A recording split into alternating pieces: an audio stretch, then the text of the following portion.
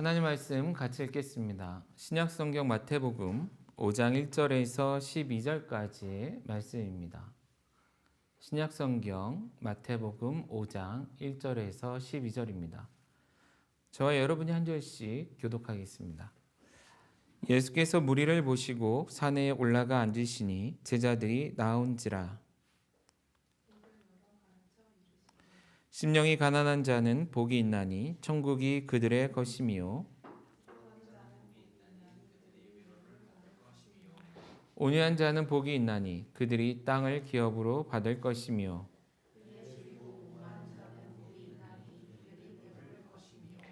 긍휼히 여기는 자는 복이 있나니 그들이 긍휼히 여김을 받을 것이며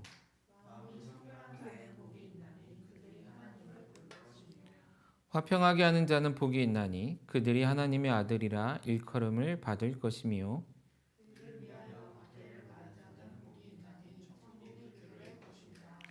나로 말미암아 너희를 욕하고 박해하고 거짓으로 너희를 거슬러 모든 악한 말을 할 때에는 너희에게 복이 있나니 기뻐하고 즐거워하라. 하늘에서 너희의 상이 큼이라.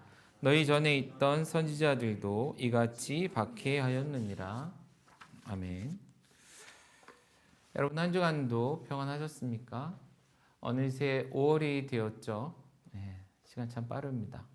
가정의 달이라고 우리가 보통 말하는데 이 시즌에 맞는 그러한 고민들 그리고 그러한 삶의 실천이 있는 그러한 시기, 그러한 한 달이 되어지기를 바라봅니다.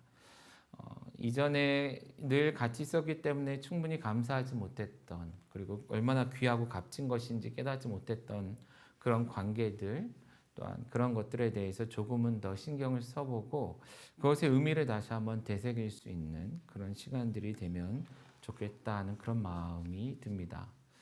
마찬가지로 우리 신앙에 있어서도 그런 노력들이 필요하겠죠.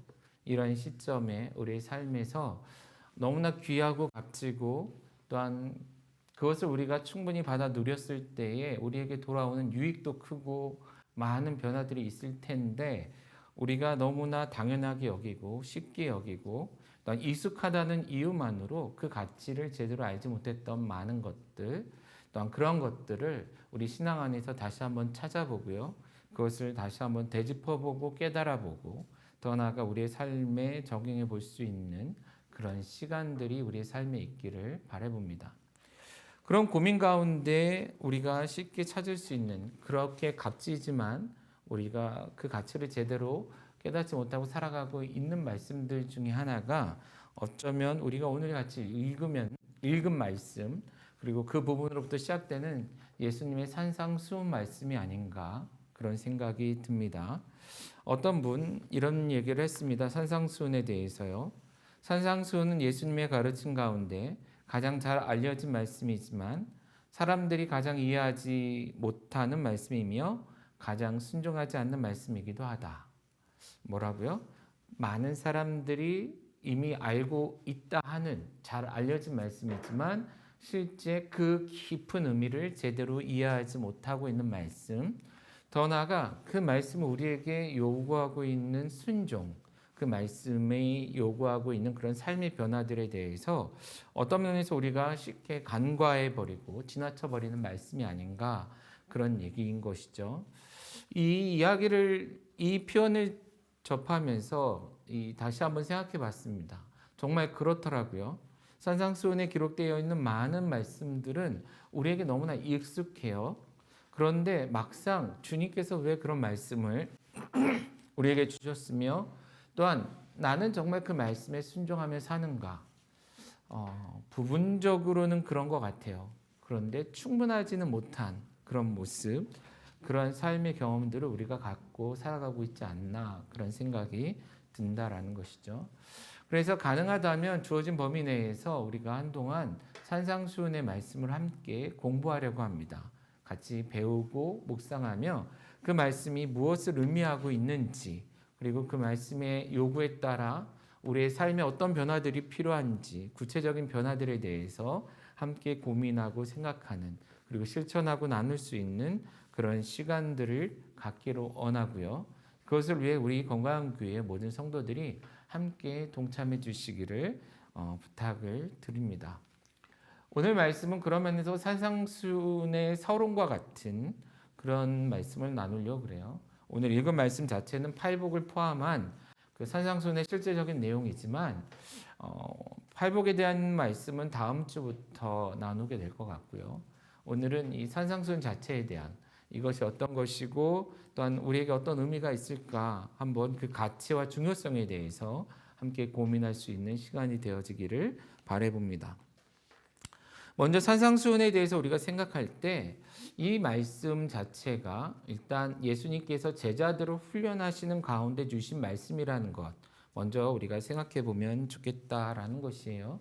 지난 2주 동안 우리는 예수님께서 제자들을 부르신 사건 그 가운데 그들에게 사람을 낚는 어부가 되게 하겠다 하신 말씀을 중심으로 말씀을 나눴습니다. 그리고 예수님께서는 그들을 그런 목표로 이유로 부르신 후에 그들을 데리고 다니면서 그들에게 진정한 하나님 나라를 이루어가는 방법에 대해서 보여주셨죠. 곧 제자 훈련을 시작하셨습니다. 기억하셨으면 하는데요. 그들을 데리고 5장 23절에 기록된 대로 두루 다니시며 회당에서 가르치시고 천국 복음을 선포하셨고요. 그리고 많은 사람들을 고치신 것이죠. 곧 두루 찾아다니며 가르치시고 선포하시고 회복, 도우셨다. 극복하도록 도우셨다라는 그런 말씀을 나눴습니다. 어떤 면에서 이렇게 예수님의 제자 훈련이 이와 같이 이루어졌다라는 것을 보여준 후에 실제적으로 예수님께서 제자들에게 무엇을 배우게 하셨는지, 곧 예수님께서 무엇을 가르치셨는지, 더 나아가 예수님은 그들이 예수님처럼 가는 곳곳마다 사람들을 만나고 또 하나님께서 만나게 하시는 그들에게 무엇을 가르쳐야 하는지를 구체적으로 설명해 주고 있는 말씀이 산상수훈이다라는 것입니다. 5장 1절 말씀해 보시면 예수께서 무리를 보시고 산에 올라가 앉으셨다라고 합니다. 곧 많은 사람들이 예수님께 몰려들었죠. 그리고 그들에게 이제 천국 복음, 곧 하나님의 말씀을 가르치기 위해 그들을 데리고 산으로 올라가셨습니다. 사실 엄격하게 얘기하자면 예수님은 산으로 올라가신 것이고 사람들이 따라온 것이죠. 그런데 그들이 따라와서 곧 예수님께서 말씀을 가르치려 할 때에 이 많은 무리들 가운데 가장 앞에 앉은 것이 누구냐면 제자들이다라는 거예요. 1절 끝에 보시면 제자들이 그 앞으로 나왔다. 제자들이 예수님께 나왔다라고 기록하고 있습니다. 그리고 2절 말씀에 한글 성경에는 입을 열어 가르쳐 이르시되라고 되어 있지만 그 의미상 어떤 것이냐면 바로 그들을 가르치셨다라는 것이에요. 예수님께 나온 제자들을 가르치셨다라는 것입니다. 물론 제자들만 가르친 건 아닌 것 같습니다. 실제 산상순 말씀이 끝나는 마지막 부분이요. 7장 28절 말씀해 보시면 예수께서 이 말씀을 마치심에 무리들이 그의 가르침에 놀라니 그 산상순이 가르쳐지는 내내 무리들도 함께 그 말씀을 들었다라는 거예요. 그러나 그 말씀의 가장 중요한 대상, 말씀을 듣고 배워야 되는 그 중요한 대상으로 제자들 부르셨고 그들에게 그 말씀을 가르치셨다라는 것입니다. 곧 이 산상순의 1차 청중은 제자들이었다라는 거예요. 하나님의 부르심을 받아, 곧 예수님의 부르심을 받아 사람을 낚는 어부가 되어 만나는 사람들에게 가르쳐 그것을 통해 그들이 하나님의 백성으로 곧 많은 사람들이 예수님을 따르게 되었듯 제자들을 통해 가르쳐지는 이 말씀을 통해 많은 사람들이 예수를 따르게 되는 이를 위하여 예수님께서 친히 가르치신 말씀이다라는 것입니다. 곧 쉽게 얘기하면 제자 훈련의 아주 중요한 말씀들, 핵심이었다라는 것이죠. 그런데 참으로 안타까운 것은 앞에서 말씀드린 것처럼 스스로 제자라 일컫는 자들, 곧 오늘날 많은 그리스도인들, 교회들에게 어떤 면에서 외면당하고 있는 말씀이 아닌가라는 것이에요. 처음에 어떤 분의 표현을 인용했죠. 존 스토트 목사님의 표현입니다. 곧 뭐예요? 가장 잘 알려져 있는 말씀이지만 가장 이해하지 못하는 말씀. 그래서 가장 순종하지 않고 있는 말씀이 아닌가. 우리는 제자가 되겠다라고 다짐을 하고 늘 제자답게 살아가겠다고 몸부림치고 있는데 정작 제자들에게 가르치는, 본격적으로 가르치고 계시는 이와 같은 자가 되라. 그리고 이것을 너희가 만나는 사람들에게 가르치라 하신 이 말씀에 너무 소극적으로 혹은 그것에 대해서 무지한 가운데 우리가 있지 않은가. 아, 이거 알아가 다인 그런 상황 속에 있지 않은가 한번 생각해 보자라는 것입니다. 만약에 그런 상황 속에 있다면 다시금 마치 오래 묵은 교과서를 꺼내서 이거 나에게 정말 필요했던 말씀이지 가르침이지 했던 것처럼 제자된 우리들이 이 말씀을 다시금 펴서 그 말씀을 읽고 묵상하고 더 나아가 그 말씀이 우리에게 요구하는 그러한 삶을 살아내며 더 나아가 우리가 만나는 사람들에게 또 다른 제자가 되도록 그들을 이끄는 가운데 이 말씀을 가르칠 수 있는 그러한 모습이 되기를 간절히 바라본다라는 것입니다. 앞으로 몇 주가 될지는 모르겠지만 이 산상수훈 말씀을 중심으로 그 말씀을 강해해 갈 겁니다. 곧 계속해서 나눠갈 터인데 꼭 그 주의 본문이 아니더라도 불과 3장도 안 되죠. 5, 6, 7장 3장 정도 되는데 여러분 최소한 한 주에 한 번 이왕이면 한 주가 시작하는 그 시점에 이 말씀을 전체를 쭉 읽어 나가면서 그렇지 내가 제자로서 이 말씀을 내 마음에 품고 이 말씀이 나에게 요구하는 그런 삶을 살아야 되겠다라는 다짐을 가지고 우리의 삶의 현장에 나아갈 수 있는 우리가 되어지기를 간절히 바라봅니다. 두 번째 산상수훈은요, 제자들을 훈련시키기 위한 제자 훈련 교재였을 뿐만이 아니라 그 컨텐츠였을 뿐만이 아니라 새로운 시대를 살아가게 되는 곧 예수님의 십자가의 구원을 통해 새롭게 시작되는 하나님 나라의 백성들을 위해 주신 새로운 율법이었다라는 것입니다. 예수님께서는 4장 17절 말씀해 보시면 그의 공생애를 시작하면서 회개하라 천국이 가까웠느니라 라고 선언하셨죠. 예수님의 사역의 시작과 하나님의 나라 곧 The Kingdom of Heaven 영어로는 표현되는데요. 천국 곧 하나님의 나라가 긴밀하게 연결된다라는 것이에요. 그 나라를 세워가기 위해 제자를 부르셨는데 더 나아가 이 나라에 살아갈 백성들 그들에게 그 나라의 원리를 가장 잘 보여주고 있는 삶의 규범이 바로 이 산상수훈이다라는 그러한 말씀으로 그러한 내용으로 그런 목적으로 주신 말씀이 이 산상수훈이다라는 것입니다. 자, 먼저 5장 1절에 예수님께서 사람들이 모이자 산으로 올라가셔서 사람들에게 이 말씀, 곧 산상수훈을 주셨습니다. 물론 예수님께서는 산뿐만이 아니라 많은 곳에서 말씀을 가르치셨죠. 비슷한 내용이 누가복음에도 기록되어 있는데 그곳에는 산이라는 표현이 되어 있지 않아요. 그래서 보통 평지수훈 이렇게도 얘기합니다. 어쨌든 예수님께서는 산으로 올라가 사람들을 가르치셨어요. 바닷가로 갈 수도 있었어요. 물론 바닷가에서 배를 띄워놓고 가르치기도 하셨고요. 또한 평지에서도 충분히 하실 수 있었습니다. 그런데 이 산상수훈을 주시기 위한 이 세팅 속에서 예수님께서는 소위 말하는 팔복산이라 불리우는 그런 산에 올라가서 사람들을 가르치셨다라는 것이에요. 그런데 이러한 예수님의 산에 올라가서 가르치시는, 특별히 가르쳐 주시는 여러 산상수훈의 내용들을 우리가 생각해 보면 과거 예수님 이전에 꽤 오래전에 있었던 한 가지 사건을 떠올리게 된다라는 것이죠. 그 모습과 굉장히 비슷한 모습을 갖고 있기 때문에 그 사건을 연상하게 한다라는 거예요. 근데 그게 무엇인가 하고 봤더니 곧 모세가 하나님으로부터 이스라엘 백성을 위해 율법을 받은 사건을 연상케 한다라는 것입니다. 자, 출애굽 이후에 광야로 들어서기 직전에 곧 어떤 면에서 광야 초입에서 하나님께서 모세를 통해 이스라엘을 시내산으로 부르셨죠.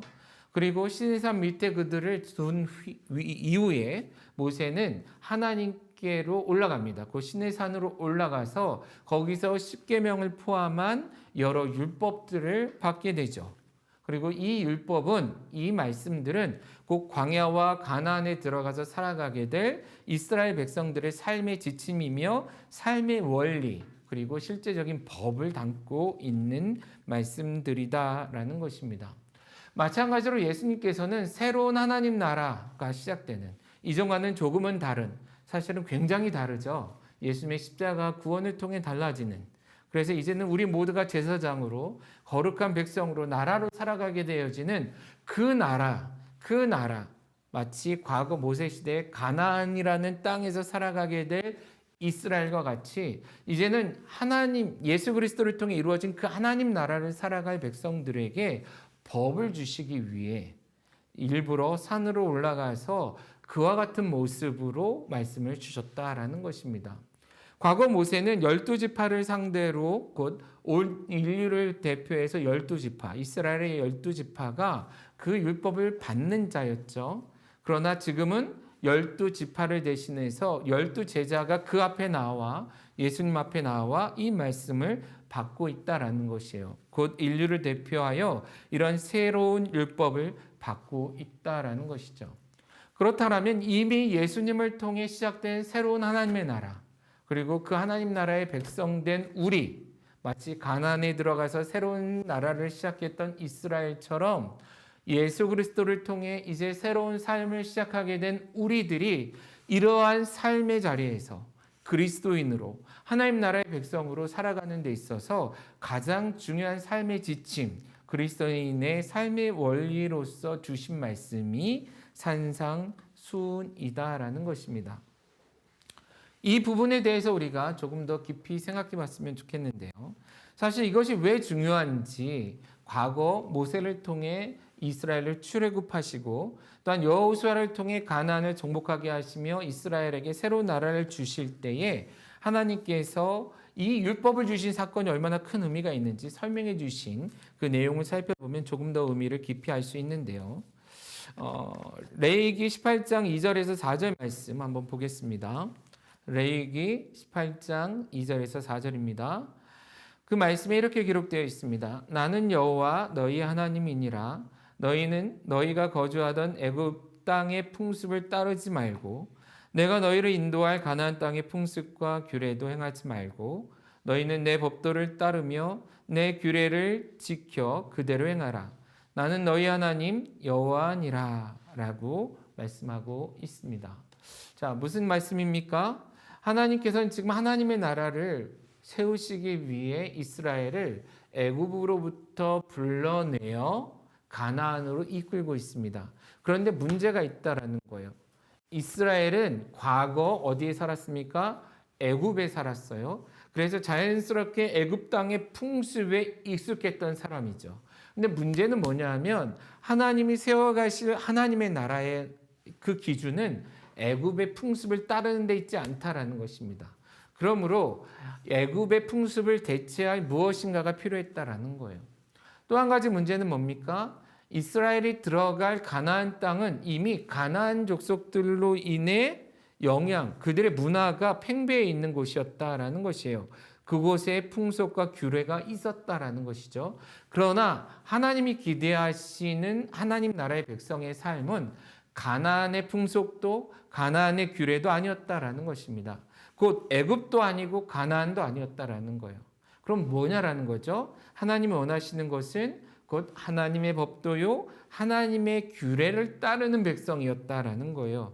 이스라엘은 가나안의 풍속도 아니고 애굽의 풍속도 아니라는 것입니다. 다시 과거 그들이 속해 있던 곳이었던 애굽도 아니고 새롭게 접하게 될 문화인 어디요? 가나안의 문화도 아니었다라는 거예요.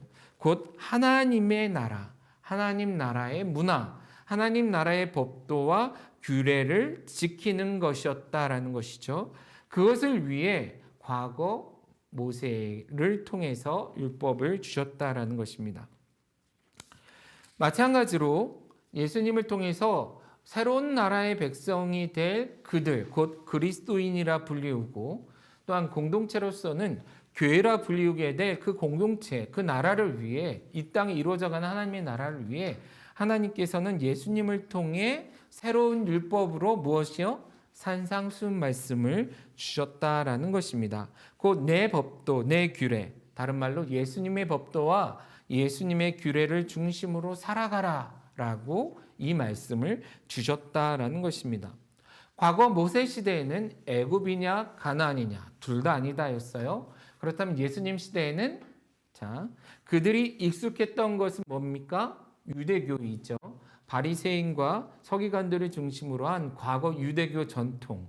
물론 시작은 좋았으나 이미 많은 것이 어떤 타협되거나 왜곡되었고 본질을 벗어나 버린, 그래서 그들의 풍습을 따라가면 오히려 천국 앞에까지는 가지만 그 문을 넘어갈 수 없는, 그래서 주님으로부터 징계받고 또한 경책당할 수밖에 없었던 그 문화, 그 풍습을 벗어나라라는 것입니다. 과거 이스라엘이 애굽이 아니었던 것처럼 지금 예수님 앞에 모여있는 사람들은 더 이상 과거의 구습인 유대교의 전통을 따를 수 없는, 그것으로는 새로운 나라를 살아갈 수 없는 상태였다라는 것이죠. 또 하나 또한 그들에게 지금 접해 있는 또 하나의 문화는 무엇이죠? 로마인 것이죠.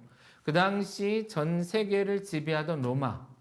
그래서 어떤 면에서 복속되어 있는 식민국가였던 식민지 백성이었던 유대인들은 로마의 시민권을 갖는 것, 로마인다워지는 것이 어떤 면에서 가장 큰 이슈가 되지 않았을까 싶어요. 실제 바울의 예를 들면 로마 시민권이 갖는 힘은 굉장히 컸던 것 같습니다. 그래서 그 시대 많은 사람들은 이미 헬라식으로 이름을 바꾸기도 했고, 또한 로마인들, 곧 헬라인들의 삶과 지식, 여러 가지 것들의 영향을 받아 그들처럼 돼가는 것이 굉장히 큰 이슈가 돼 있었을 거다라는 거예요. 그런데 예수님을 통해서 시작되어지는 하나님의 나라, 새로운 나라는 이런 과거 유대교의 풍습도 아니고 그 시대 가장 신식이며 또한 많은 사람들이 로망하는 로마의 풍습이나 규례도 아니었다라는 것입니다. 유대교도 아니고 로마도 아니다라는 거예요. 곧 뭐요? 예수님의 법도 예수님의 규례였다라는 것이죠. 실제 6장 8절 말씀에 보시면 예수님께서는 너희 주위에 곧 너희 눈에 비춰지는 그들과 같이 살지 말고 라고 얘기합니다. 다른 말로 그들을 본받지 말라라고 말하고 있다라는 거예요. 그들을 본받지 말고 지금 예수님을 통해 주어지는 것, 예수님을 통해 가르쳐지는 것, 알려져지고 있는, 그들에게 이해되어지고 있는, 보여지고 있는, 요구되고 있는 그 말씀을 뭐하라? 따라 살라라는 것입니다. 비록 아직 예수님의 구원이 십자가가 이루어지지 않은 그런 시점이지만 이후에 예수님의 십자가를 통해 새로운 삶을 살아가게 될, 예수의 구원을 통해 새로운 삶을 살아가게 될 이스라엘 백성들, 더 나아가 그리스도인들, 주의 백성들에게 산상수훈을 통해 그런 백성들이 어떠한 삶을 살아야 되는지를 가르쳐 주고 계신다라는 것이죠.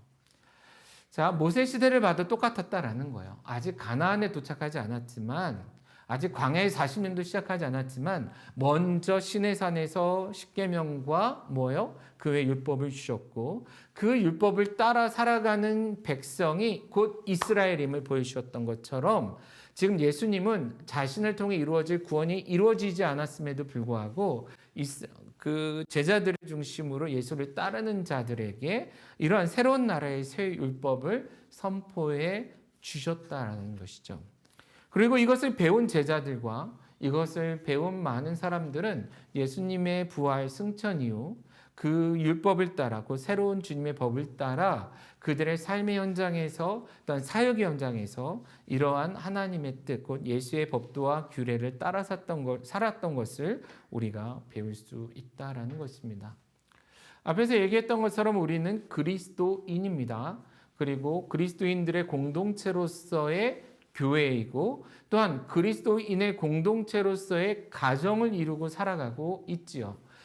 우리 개인의 삶, 교회의 삶, 가정의 삶의 가장 중심에 있어야 될 여러 규례와 여러 말씀들이 있는데 그 중에 바로 예수님께서 대놓고 가르쳐 주신 것, 너희가 그리스도인이라면 이와 같이 살라라고 주신 말씀이 산상수훈이라는 것, 우리가 기억했으면 좋겠고, 그래서 이 말씀을 읽고 또한 이해하고 또한 순종하려 할 때마다 이것이 바로 나 곧 그리스도인된 우리에게 또한 교회된 우리에게 요구하시는 삶이구나라는 그런 인식을 가지고 순종하기 위해 노력하는 우리 모두가 되어지기를 간절히 바라봅니다. 그리고 또한 한 가지 더 산상수훈과 관련해서 한 가지 우리가 또한 생각했으면 또한 깨달았으면 하는 것이 있는데요. 그것은 무엇이냐 하면 이 산상수훈의 모든 가르침은 모든 그리스도인과 모든 교인들에게 주신 말씀이다라는 것입니다. 제가 의도적으로 모든이라는 단어를 3번 사용했습니다. 그 중에 첫 번째는 뭐였어요? 모든 가르침. 자, 산상수훈이 담고 있는, 산상수훈을 통해 담아내지고 있는 모든 가르침은 이 시대를 살아가는 누구요? 모든 그리스도인. 어떤 특정한 누구, 어떤 직책, 직분, 지역, 여기에 있는 누군가가 아니라 모든 그리스도인과 누구요? 모든 교회. 자, 그것이 어떤 뭐 초대형 교회든 전통 교회든 아니면 개척 교회든 작은 교회든 할 것 없이 모든 크기나 환경이나 모든 것에 상관없이 모든 개인으로서의 그리스도인과 모든 교회들에게 주신 말씀이다라는 것이에요. 그런데 그 산상수훈의 말씀에 무엇이요? 모든 말씀이. 자, 이 부분을 다루기 위해 우리가 한 가지 생각해 볼 것이 있습니다. 무엇이냐면 바로 이 산상수훈이 담아내고 있는 이 가르침들, 이 말씀들을 과연 우리가 실천해낼 수 있을까라는 것이에요. 이게 너무 당연한 얘기일 것 같은데 논쟁이 됐던 주제이기도 합니다. 왜냐하면 예수님께서 산상수훈을 통해서 주시고 있는 이 계명들은, 이 법도와 규례는 과거 인간이 실패할 수밖에 없었던 모세를 통해 주신 그 구약의 모세의 율법보다도 훨씬 더 높은 수준의 그 법정신, 수준의 뭐라 그럴까요? 어쨌든 그것을 기대하고 있다라는 거예요. 그러니까 그거보다 낮은 수준도 어느 누구도 실행하거나 이루지 못한, 도달하지 못했는데 이거보다 더 높은 수준의 법을 어떻게 인간이 이룰 수 있겠느냐라는 것이에요. 그래서 많은 사람들은 이것은 그냥 우리가 도달할 수 없는 어떤 이상적인 것을 요구하신 것이다, 보여주신 것이다.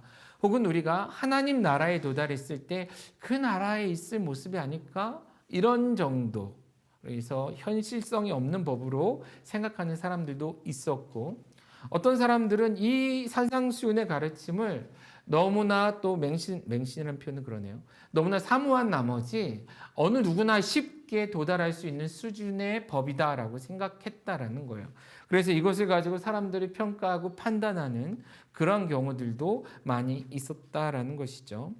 그런데 이것에 대해서, 이러한 고민에 대해서 곧 과연 산상수훈의 가르침의 수준이 인간이 도달할 수 있는 수준의 것인가? 라는 질문에 대한 가장 합리적인 답은 아마도 이 표현이 아닐까 싶어요. 그게 뭐냐면 산상수훈의 기준들은 모든 사람이 쉽게 도달할 수 있는 것도 전혀 도달할 수 없는 것도 아니다라는 것입니다. 무슨 말입니까? 만약에 이 산상수훈의 말씀을 인간으로서는 도저히 도달할 수 없는 수준이다라고 우리가 생각하고 고백하고 그래서 포기해 버린다면, 그것은 이 산상수훈의 말씀을 제자들과 백성들, 더 나아가 오늘날 그리스도인과 교회들에게 주신 예수 그리스도의 목적을 무시하는 것이죠. 예수님께서 이것을 행하라라고 주셨는데 아니요, 할 수 없는 거 왜 주셨어요? 그리고 오히려 예수님의 그 목적이나 의도를 무시해 버리는 것이 될 수밖에 없다라는 거예요. 그런데 반면에 이런 예수님이 주신 산상수훈의 가르침을 모든 사람이 너무나 쉽게 도달할 수 있는 수준이다, 그래서 별거 아니다라고 얘기한다면, 그것은 어떤 면에서 인간이 가지고 있는, 아직까지 한계로 가지고 있는 죄의 문제를 너무나 가볍게 생각한, 무시한 처사가 아니냐라는 것입니다. 그러면서 딜레마죠. 이것은 불가능해하고 포기할 수도 없고 쉽다라고 생각하고 만만하게 볼 수도 없는 것이다라는 것입니다. 자, 그런데 우리가 여기서 한 가지 또 생각해야 될 게 뭐냐 하면, 그러나 이 말씀은 과거 모세의 율법을 받아 생활하던 그들에게 기대되어지는 율법은 아니었다라는 거예요. 다른 말로 예수님께서 이 말씀을 주실 때에 아직은 십자가를 통한 구원이 이루어지기 전이지만 이 산상수훈이 담고 있는 이 규례와 법은 곧 새로운 율법은 예수 그리스도를 통해 변화된 사람, 중생한 사람, 그래서 예수 그리스도를 우리 안에 주의 성령을 우리 안에 모시고 살아가는 오늘을 살아가는 그리스도인들 또한 그 시대를 살아갔던 그리스도인들과 교회를 위해 주신 말씀이었다라는 것이죠. 그러니까 자신의 행위로 구원받으려고 노력하고 모세 율법을 실천하려고 노력하던 사람들에게는 훨씬 더 불가능한 일입니다. 그러나 예수 그리스도의 십자가와 그 사랑 그리고 성령을 의지하여 살아가려고 하는 자들에게는 도달 가능한 그러한 수준의 법이다라는 것이죠. 자, 그것을 생각한다면 우리는 주님을 의지하여 이 말씀이 요구하는 수준에 다다르려고 노력해야 한다라는 것입니다. 그리고 이것을 그냥 누구나 쉽게 할 수 있는 것처럼 간단히 생각하지 말고 여전히 성령으로 인해 예수 그리스도의 십자가로 우리 안에 있는 죄성과 싸우며 우리의 옛사람과 싸우며 구습을 쫓는 옛사람과 싸우며 해내야 되는 살아내야 되는 삶의 기준이라는 것을 먼저 기억하자라는 것이에요. 그리고 또 한 가지 우리가 이 산상수훈과 관련해서 생각해야 될 것이 무엇이냐면 방금 했던 모든 가르침이라고 얘기했죠. 이런 표현을 쓰는 이유는 앞에서 얘기했던 것처럼 많은 사람들이 이것이 너무나 크다, 그리고 대단하다, 어렵다, 그리고 불가능하다 이런 생각에 치우친 나머지 이 전체 산상수훈의 내용 전체를 하나로 보지 않고 이것을 부분적으로 보려고 했던 노력이 있었다라는 것입니다.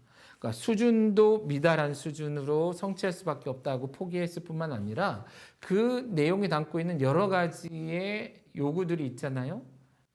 규례와 법도들이. 그런데 그것들 중에 어떤 것은 내가 할 수 없는 것으로 이렇게 생각해 버리는 경향이 나왔다라는 것입니다. 곧 산상수훈의 가르침을 부분적으로 수용하는 혹은 선택적으로 수용하는 사람들이 있었다라는 것이죠. 예를 들어 이런 것입니다. 팔복이 그 다음에 소개되고 있어요. 오늘 우리가 읽은 말씀 다루진 않았지만 있는데 8가지의 복을 놓고 그리고 이 팔복과 관련해서 나타난 여러 가지 모습들이 있는데 그것 중에 어떤 것은 내게 적용되는 거고 어떤 복은 저 사람, 다른 사람들에게 적용되는 거다라고 이야기하거나 생각하는 사람들이 있었다라는 거예요. 그러나 산상수훈 전체는 그렇게 누군가에게 선택적으로 적용되어지는 법은 아니다라는 것입니다. 마치 모세의 율법이 그 시대 모든 이스라엘에게 유효했던 것처럼 꼭 지켜져야 되는 법이었던 것처럼 오늘날 우리에게 적용하자면 대한민국 모든 국민은 대한민국이 정한 헌법 아래에서 그 모든 법의 요구를 충족시키며 살아가야 되는 것처럼 산상수훈 역시도 우리 모두가 실천해내야 되는, 살아내야 되는 그런 법으로 주신 것이다라는 것입니다. 그러므로 이 말씀을 읽어갈 때에 또 공부하고 또 우리 삶에 적용하려 할 때에 이것은 내가 할 수 있는 것, 이것은 내가 도저히 할 수 없는 것, 이것은 내가 해본 적이 없어서 못하고 이것은 내 성격이 맞지 않고 내 경험과 맞지 않고 이런 식의 판단을 하면 안 된다라는 것이죠. 앞에서 말씀드린 것처럼 내가 진정한 그리스도인이고 내가 그리스도의 제자라면 우리가 진정한 그리스도를 중심에 둔 가정이며 교회라면 우리 모두가 이 모든 가르침을 다 100% 순종하기 위해 우리를 헌신적으로 드려야 되는 순종하기 위해 그 앞에 나아가야 되는 그것을 위해 주신 말씀이라는 확신을 가지고 이 말씀을 대해야 한다라는 것이죠. 자, 이것을 위해 주님께서 우리에게 말씀을 주셨다라는 것입니다. 말씀드린 것처럼 이제 앞으로 산상수훈의 여러 부분들을 같이 나눌 것입니다. 그것이 우리에게 의미하는 바가 무엇인지. 물론 우리의 짧은 머리와 또한 우리의 짧은 지식으로 이 모든 것들을 100%다 이해하기는 어렵겠지만 그러나 이번 기회를 통해서 우리에게 깨닫게 하시는 그만큼 우리가 고백하게 되어지는 그만큼 확신하는 그만큼을 가지고 더 하나님이 원하시는 삶의 기준을 채워가는, 그래서 애굽도 아니고 가나안도 아니었던 것처럼, 유대교도 아니고 로마도 아닌 것처럼, 오늘날 우리는 과거에 우리의 연약한 그런 종교 생활이나 신앙 생활도 아니고, 그렇다고 오늘날 많은 사람들이 타협하며 따르고 있는 세상의 풍습도 아닌, 바로 주님이 기대하시는 그런 그리스도인의 삶, 그런 그리스도인의 신앙을 세워갈 수 있는 저와 여러분이 되어지길 간절히 바라고요.